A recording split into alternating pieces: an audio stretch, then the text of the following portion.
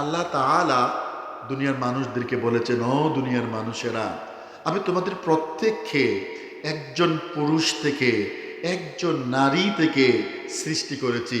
আচ্ছা বলেন তো দেখি, আল্লাহ তাআলা যে একজন পুরুষ থেকে এবং যে একজন নারী থেকে আমাদেরকে সৃষ্টি করলেন, বলেন তো দেখি তারা কারা?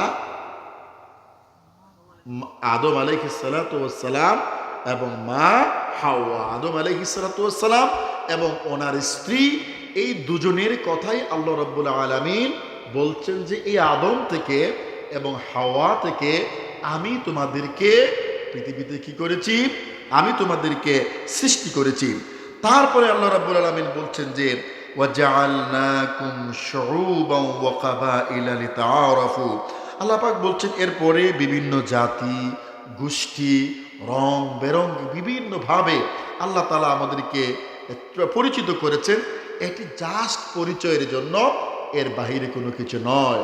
বরং ইন্না আকরামাকুম ইনদাল্লাহি আতকাকুম, ওই লোক আল্লাহর কাছে সম্মানী, ওই লোক আল্লাহর কাছে মর্যাদাবান, ওই লোকের দাম আছে আল্লাহর কাছে, ওই লোকের ইজ্জত আছে আল্লাহর কাছে, যেই লোক তোমাদের মধ্যে, যেই লোক আল্লাহকে ভয় করে, তা সেই লোক হচ্ছে তোমাদের মধ্যে সবচেয়ে সম্মানিত। সবাই বলেন সুবহানাল্লাহ।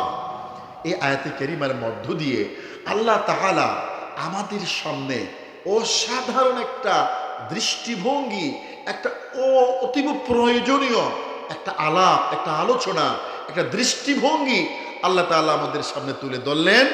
আর যে আয়াতের মর্মকে পাওয়ার জন্য, যে আয়াতের উদ্দেশ্যকে সাধনের জন্য এই যে 24-এর গণ অভ্যুত্থান হয়েছে, এই আয়াতের মর্মবাণীকে পাওয়ার জন্য। সবাই বলেন সুবহানাল্লাহ।